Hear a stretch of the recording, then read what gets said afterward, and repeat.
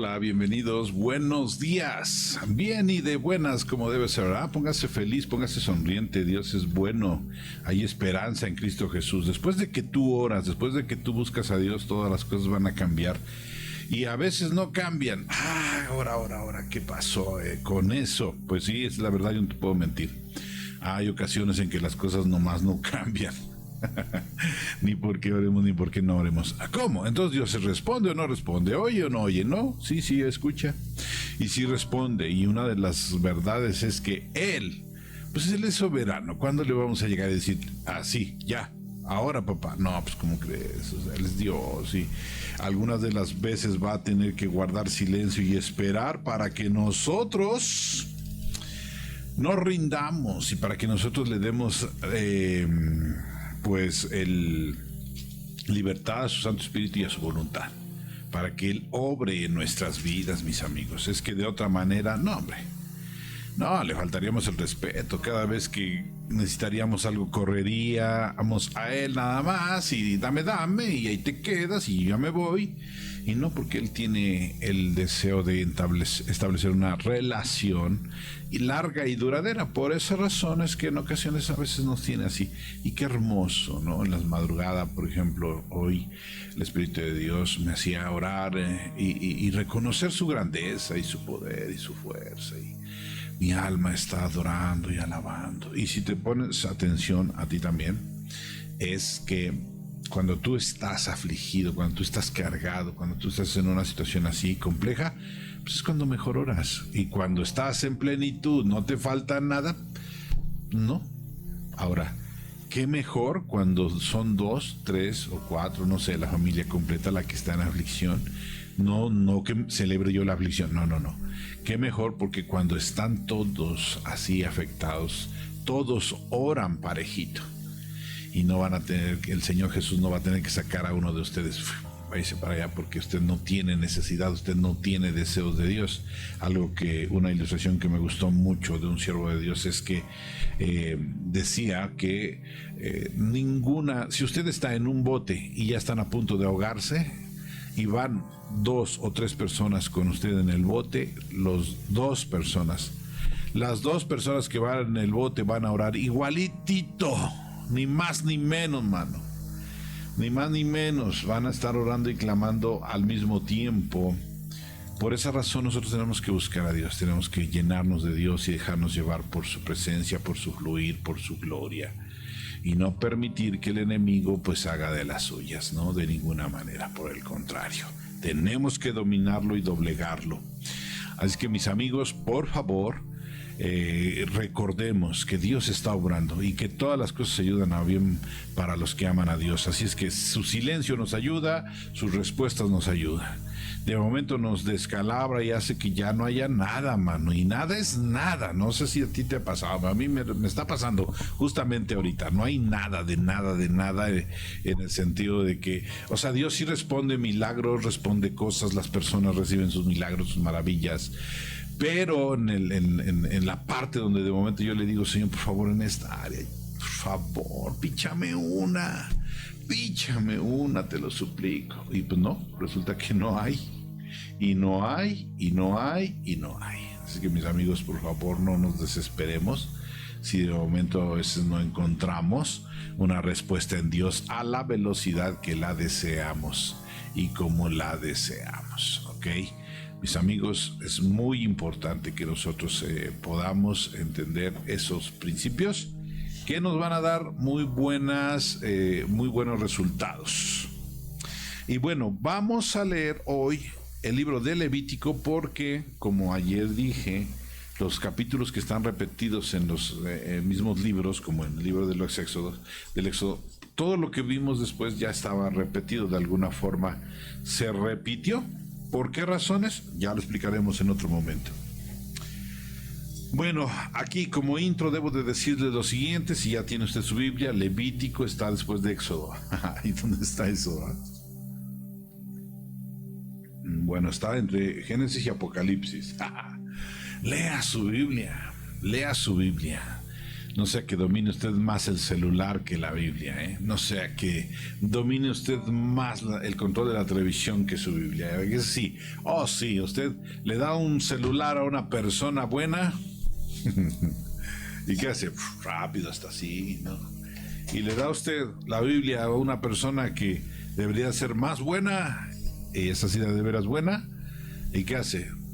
Sí, está por aquí, bueno, es que se me pegaron las hojas, y es que cuidado, Levítico, introducción a Levítico, Éxodo desde Egipto. Aquí nos empieza a decir como intro nuestra Biblia de estudio de esta temporada que fue escrito más o menos en el año 1446 antes de Cristo. Desde el Éxodo, y comienza la conquista de Canaán, que es lo que vamos a leer, en el año 1406 antes de Cristo.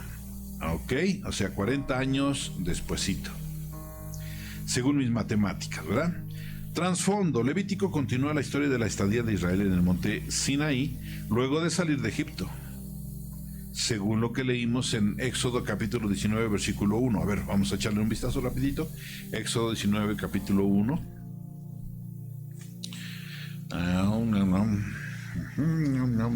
Dice ahí: y en el mes tercero de la salida de los hijos de Israel de la tierra de Egipto, en el mismo día llegaron al desierto de Sinaí. Ajá.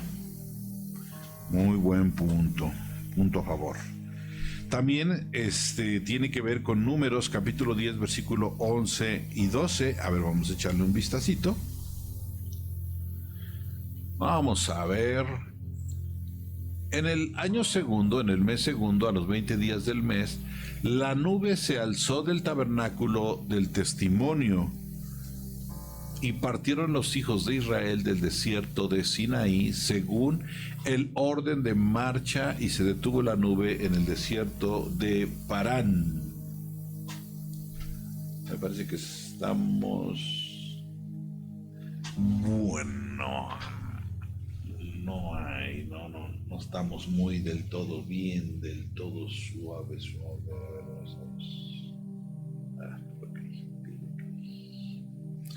Ok, no sé si me estén viendo, pero yo pienso que sí, y si no, pues ahorita ven de forma diferida el programa, porque como les comenté, tenemos problemitas por aquí con el tema del internet. Y sí, efectivamente no está saliendo al aire y está muy jaloneado, pero bueno, vamos a seguir y ahorita lo vuelven a ver, por favor. Después dice: habiendo liberado a Israel, Dios declara su propósito de que lleguen a ser un reino de sacerdotes. Fíjese, desde aquí ya les dice el por qué. Y gente santa, según lo que leemos, y ya nos vamos a ir ahí para poder avanzar un poco. Según lo que leímos en Éxodo 19 versículos 5 y 6, usted ya puede volver a leer ahí. Y se enfoca en restablecer el sacerdocio y un lugar de adoración, respectivamente. Levítico continúa con las instrucciones de Dios para la adoración y la vida en comunidad. El libro explica cómo Israel puede ser una comunidad segura, justa y próspera, totalmente consagrada al Señor. Levítico declara más de 30 veces que Dios habló a Moisés. Y vemos el ejemplo en el capítulo 1, versículo 1 al 2. Ahí sí vamos a ir, por favor. Levítico 1, versículo 1 y 2. Llamó Jehová a Moisés y habló con él desde el tabernáculo de reunión, diciendo... fíjate, ese es un buen punto a tomar en cuenta. Habla a los hijos de Israel y diles: cuando alguno de entre vosotros ofrece ofrenda a Jehová de ganado vacuno u ovejuno, haréis vuestra ofrenda. Aquí lo vamos a leer, ¿no? Porque efectivamente le está hablando Dios, y esta vez desde el tabernáculo de reunión, ¿no? Porque recordemos que en Éxodo todavía estábamos en pañales en el tema del tabernáculo, y entonces esto se fue desarrollando hasta que en Levítico ya tenemos 40 años después, ya vemos que hay ya lo que se planeó. Ok, ahora dice también nuestra Biblia, al igual que en Éxodo, Moisés recibe y transmite las palabras de Dios. Pudo haber escrito él mismo las palabras en Levítico, o haber tenido escribas que los registrasen, según las introducciones de Génesis y Éxodo que ya leímos, ¿no? El contexto de todo el libro es la región cerca del monte Sinaí. Dios ha traído aquí al pueblo, así como Él lo prometió a Moisés, según Éxodo 3:12. Vamos a verlo, eso sí es importante.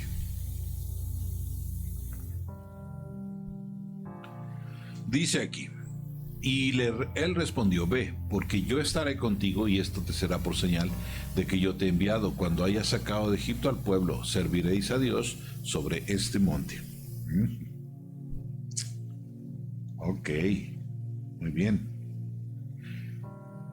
Continúa diciendo que continúa proveyéndoles de comida y de agua, los cuida bastante bien, mientras les concede palabras de vida y de verdad. El resumen temático es el siguiente: las instrucciones en Levítico proceden de Dios, quien sacó a Israel de la esclavitud. Es el Creador el que establece el pacto, el Redentor y el único Dios vivo. En Levítico capítulo 1, versículo 7, nos revela al Señor los sacrificios que quiere. El Señor revela los sacrificios que quiere. Y los hijos del sacerdote Aarón pondrán fuego sobre el altar y compondrán la leña sobre el fuego.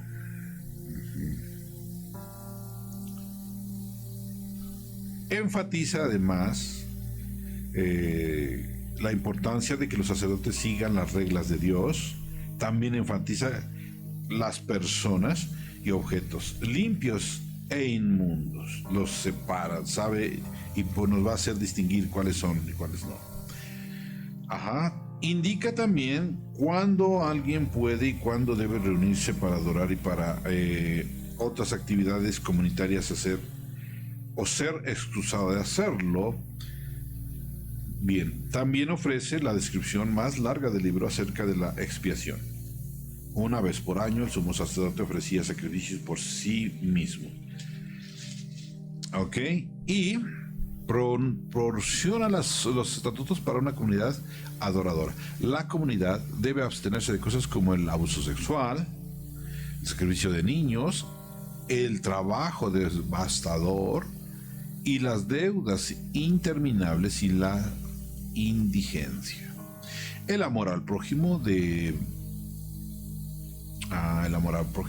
se encuentra en el corazón de la comunidad, y Dios ha libertado a Israel de la esclavitud para ser un pueblo bendito. Cuando se revela a Él, los disciplinará. Cuando se revelan a Él, Él los disciplinará y se arrepentirán. Y puede restaurar la relación con Dios, si así lo desean las personas. Aun si Dios los quita de la tierra por causa de su pecado, con el tiempo se arrepentirán y los traerá de regreso. Amén, en el nombre de Jesús.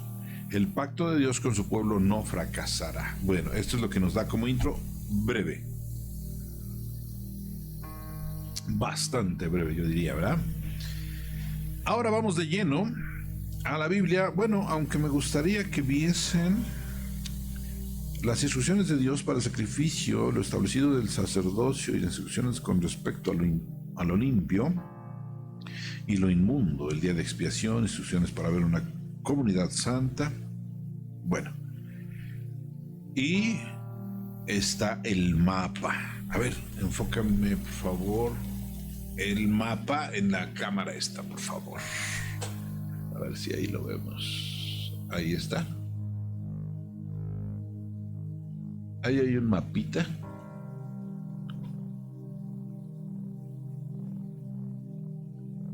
Ajá. Ahí lo podemos observar. Casi mi dedo le estorba. Ya no sé, es para acá mi dedo, ¿verdad?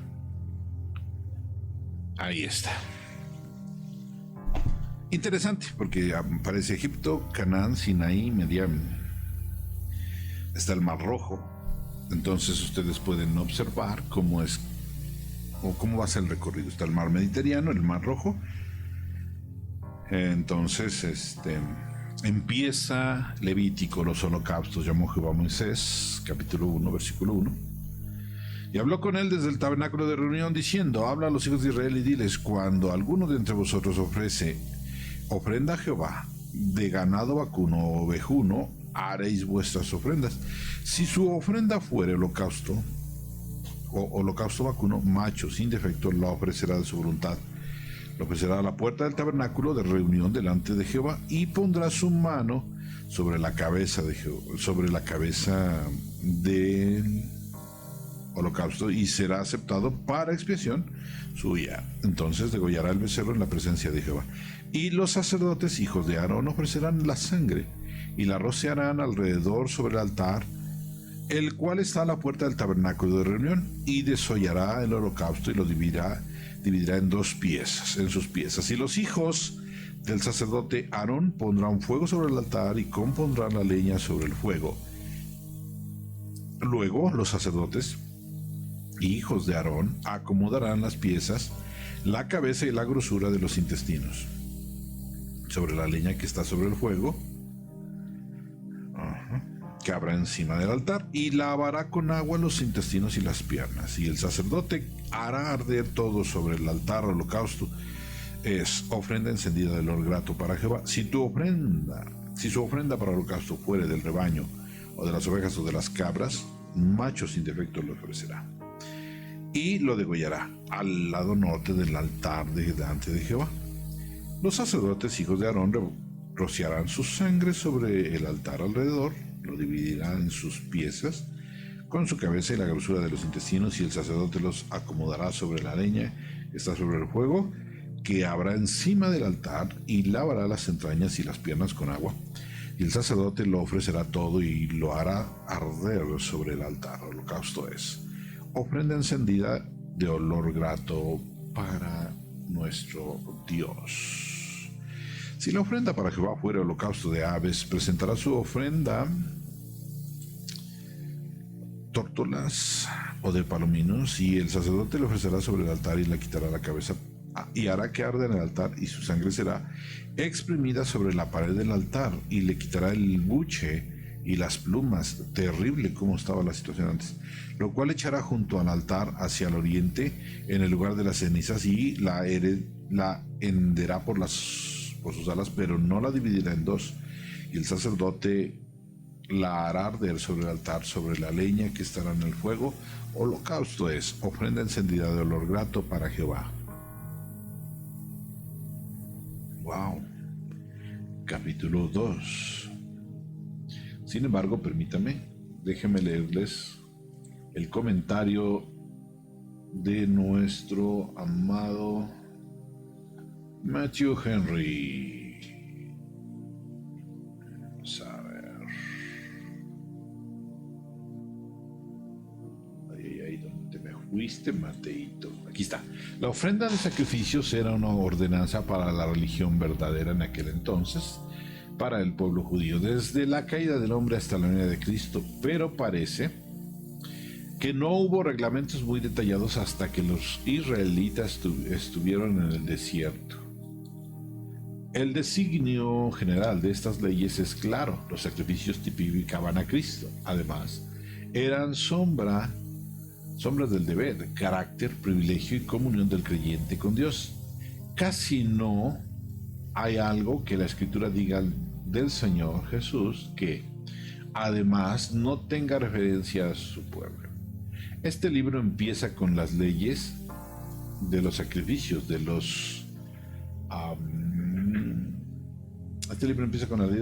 Los más antiguos eran los holocaustos, sobre los cuales Dios da orden a Moisés en este pasaje.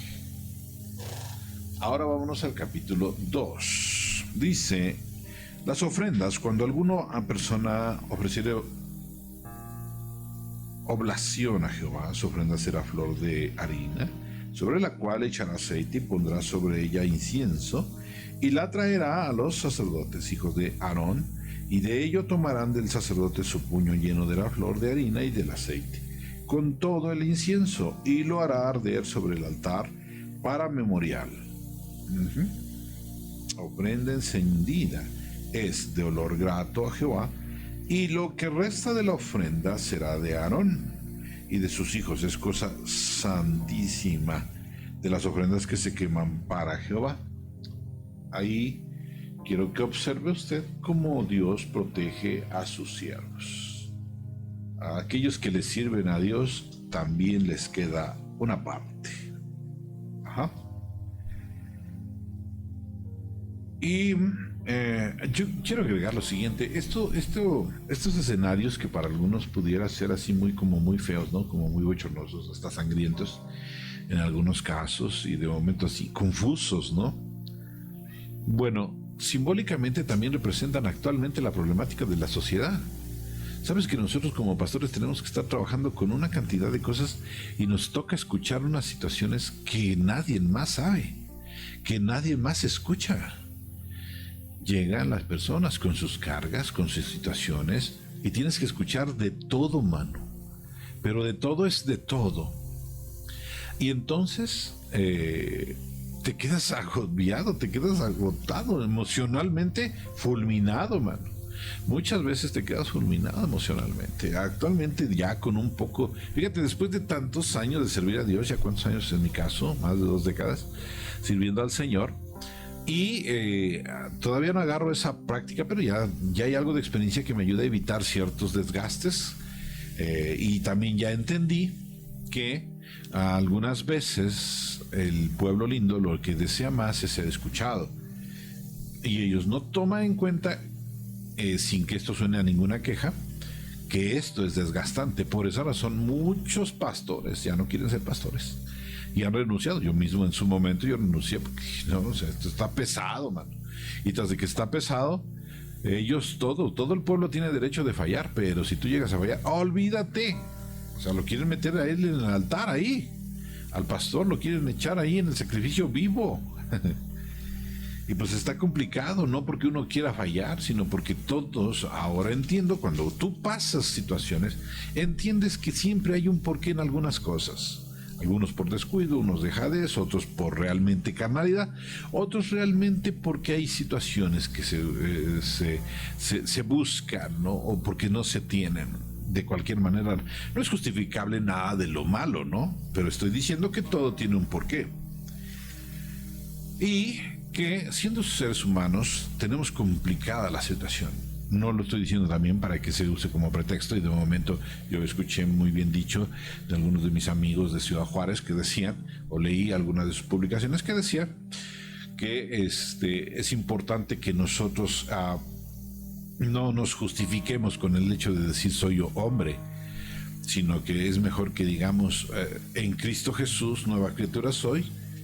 Las cosas viejas pasaron y aquí todas son hechas nuevas. Es verdad. Así tenemos que pensar, con un corazón limpio y bonito. Vámonos a el versículo 9 del capítulo 2. Y tomará el sacerdote de aquella ofrenda lo que saca para su memorial y lo hará en el altar, ofrenda en señal del olor grato a Jehová.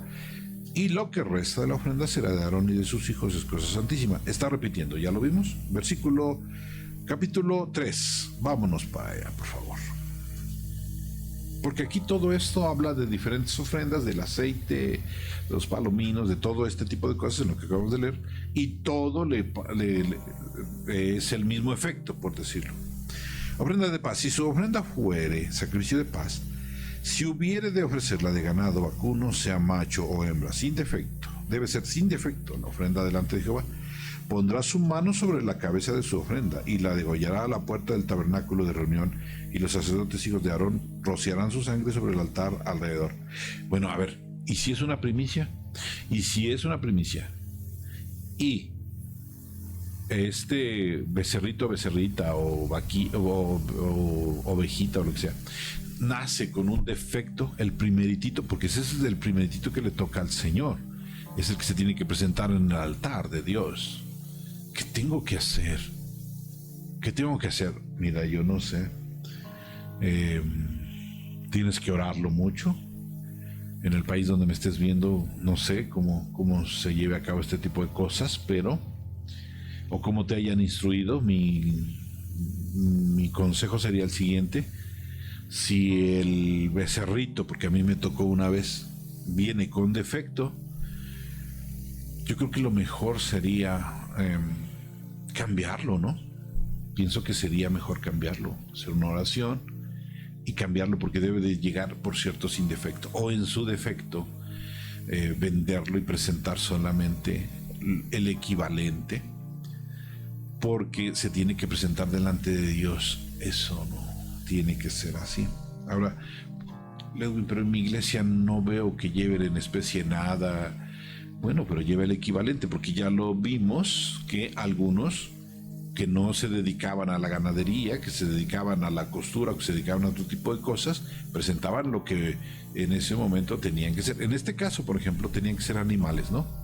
Bueno, y yo me dedico, por ejemplo, a hacer el carmesí, que es una tela preciosa, ¿no? Entonces, yo lo que tenía que hacer es vender esa tela carmesí para comprar una oveja. ¿Me explico? Así la situación. Continuamos. Versículo 3. ¿Lo acabé o no lo acabé? Luego ofrecerá del sacrificio de paz como ofrenda encendida a Jehová la grosura que cubre los intestinos y toda la grosura que está sobre las entrañas y los riñones. Bueno, estamos observando una repetición de alguna forma. Vámonos al capítulo 4, por favor. No obstante, tengo que leer del 3 que se dice en el comentario de Matthew Henry antes de leerles el 4. Las ofrendas de paz tenían que considerar a Dios como el dador de todas las cosas buenas. Se repartían entre el altar, el sacerdote y el dueño. Se llamaban ofrendas de paz porque en ellas era como señal de amistad. Las ofrendas de paz se ofrecían a guisa de súplica. Si un hombre andaba en procura de alguna misericordia, agregaba por ello una ofrenda de paz a su oración. Cristo es nuestra paz, nuestra ofrenda de paz. Por su solo intermedio podemos obtener una respuesta de paz a nuestras oraciones. ¿Ves qué hermoso es nuestro Señor Jesucristo? Capítulo 4. Habló Jehová a Moisés diciendo: habla a los hijos de Israel y diles: cuando alguna persona pecare por yerro en alguno de los mandamientos de Jehová sobre cosas que no se han de hacer, e hiciere alguna de ellas, y si el sacerdote ungido pecare según el pecado del pueblo, ofrecerá a Jehová, porque su pecado que habrá cometido un becerro,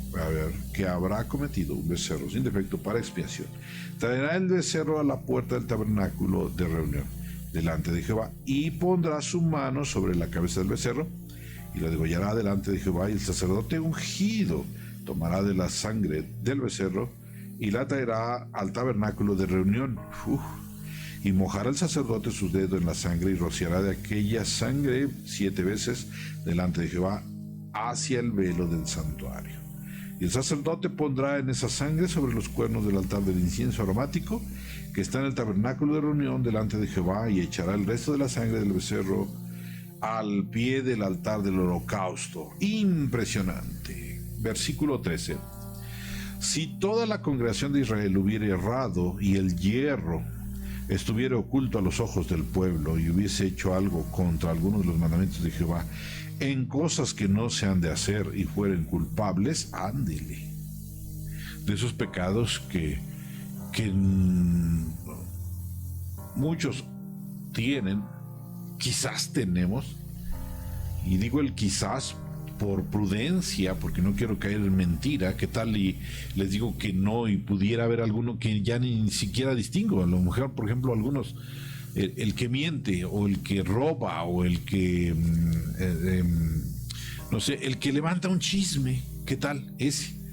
Pues yo no lo veo así como que se me dé mucho a mí, pero si hago un análisis así ya muy profundo, pues no, a lo mejor de chisme no. Y murmuración, quién sabe, creo que sí me eché un pequeño comentario de más. No sé si me explico. Como Dios nos quiere puros y santos, es mejor, o era, en aquel entonces era mejor presentar un sacrificio al Señor. Ahora vamos a saltar hasta el versículo 22, porque aquí creo que es fácil de identificar el tema, ¿no? Cuando pecare un jefe e hiciere por hierro algo contra alguno de todos los mandamientos de Jehová su Dios sobre las cosas que no se han de hacer y pecare, luego que conociere su pecado que cometió, presentará por su ofrenda un macho cabrío sin defecto, y pondrá su mano sobre la cabeza del macho cabrío, y lo degollará en el lugar donde se degollan el holocausto delante de Jehová. Es expiación. Así con las cosas. El versículo 32 ahora nos dice: y si por su ofrenda por el pecado trajere cordero, hembra sin defecto traerá, y pondrá su mano sobre la cabeza de la ofrenda de la expiación, y la degollará por expiación en el lugar donde se degüella el holocausto. Tremendo. ¿Se acuerdan que las ropas de los sacerdotes estaban limpiecitas y que tenían adornos muy lujosos y muy bonitos? Qué arte para poder hacer esto sin que se quedaran tan manchados, ¿no? Supongo que no se manchaban, pero qué forma, o sea, deberían de tener un sistema de limpieza, de pureza, de cuidado.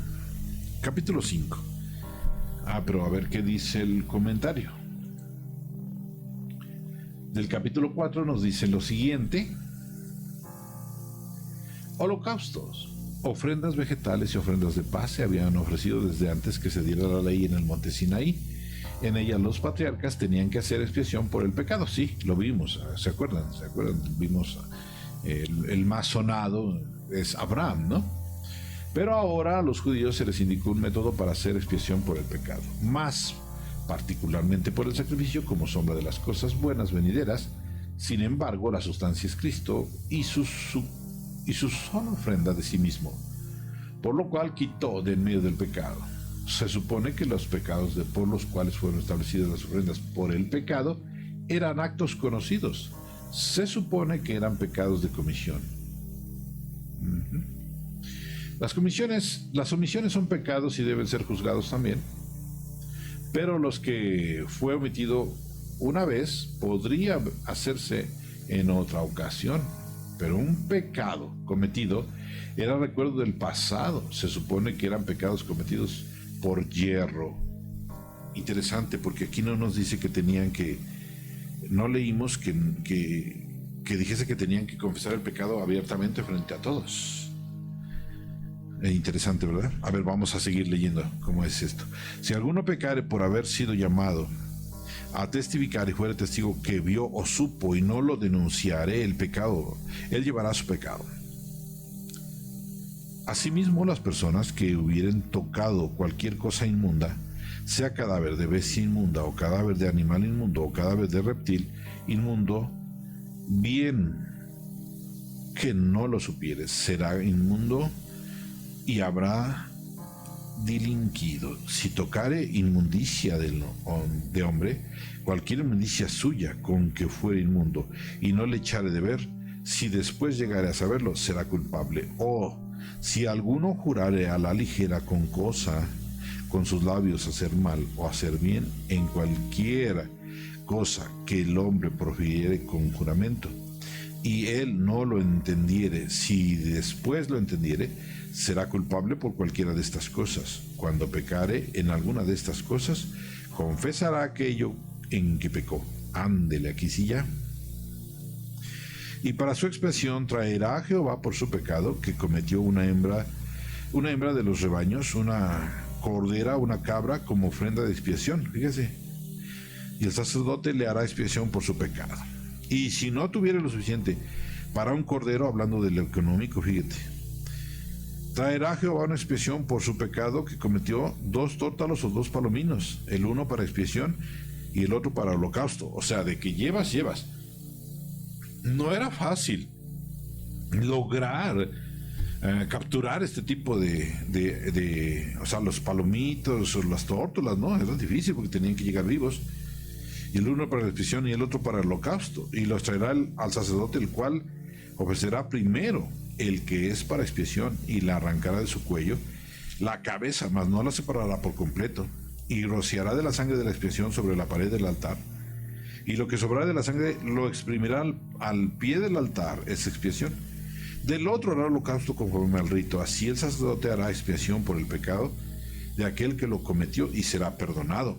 Mas si no tuviere lo suficiente para 2 tórtolas o 2 palominos incluso, el que pecó traerá como ofrenda la 10ª parte de un efa de flor de harina, ándele, para expiación.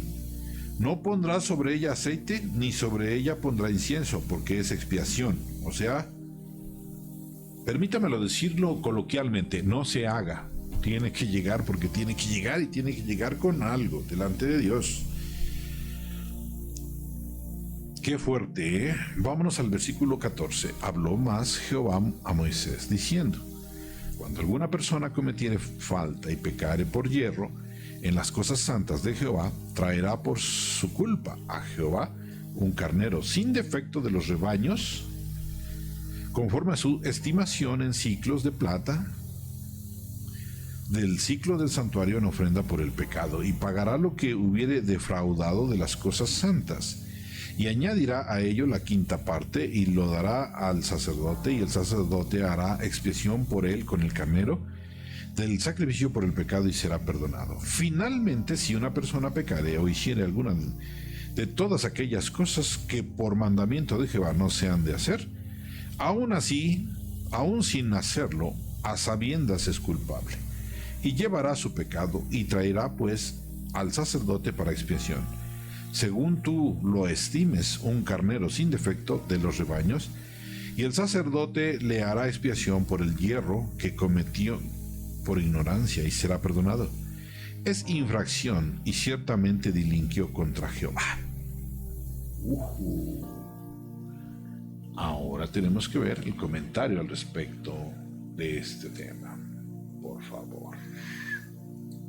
Dice aquí: las ofensas aquí destacadas son el hombre que oculta la verdad cuando ha jurado como testigo decir la verdad, toda la verdad y nada más que la verdad.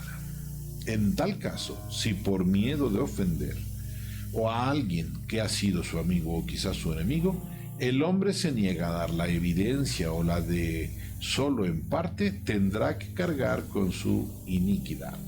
Y es una carga pesada que, si no se hace algo para sacarla, hundirá al hombre en el infierno. Todos los que sean llamados en algún momento a ser testigos, piensen en esta ley y sean libres y honestos en la evidencia que dan, y cuídese de prevaricar cosa sagrada. Es un juramento ante el Señor con la cual no se debe jugar. Entonces, y si me mandan a traer y si me dicen que tengo que testificar en contra, no puedes. Piénsalo bien, piénsalo. Si vas a decir verdad, ve. Y si vas a dejarte manipular, no vayas. En Estados Unidos, incluso en los juicios, ustedes pueden observar los juicios, ahí está una Biblia, y es en nombre de la Biblia.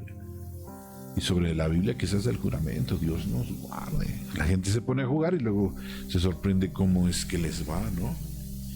No, ¿qué creen? No. Yo les debo de decir que en eso muchos podemos llegar a fallar por el miedo, por el temor, por el rencor, por lo que luego las personas contras tienen. Pueden presionar a las personas: a ver, pon tu mano en la Biblia, júrame que no hiciste eso. No lo haga. Testifica en contra de aquel que pasó esto y aquello sobre la Biblia. No lo haga. Por el nombre del Señor, promete que no lo haga. No haga nada de eso.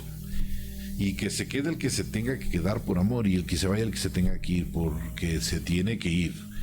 Y algunas, usted debe de celebrar 2 cosas ante estas cosas. 1, no siempre debe de llorar las personas que se van de usted. ¿Por qué? Porque algunas veces Dios las tiene que arrancar. Ayer escuché eso que me impresionó. Y usted mejor celebre que Dios las quitó de su camino, de su lugar, que las arrancó. Y en algunos casos usted sí tiene que buscar a Dios para distinguir, para ser dirigido por Él, para saber en dónde está usted parado. Así que, mis amigos, bueno, esto fue el episodio número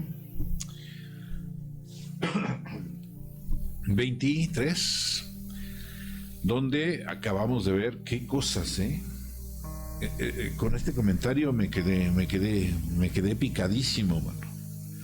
¿Cuánto necesitamos perfeccionarnos, ser más limpios, más puros, más perfectos, mano?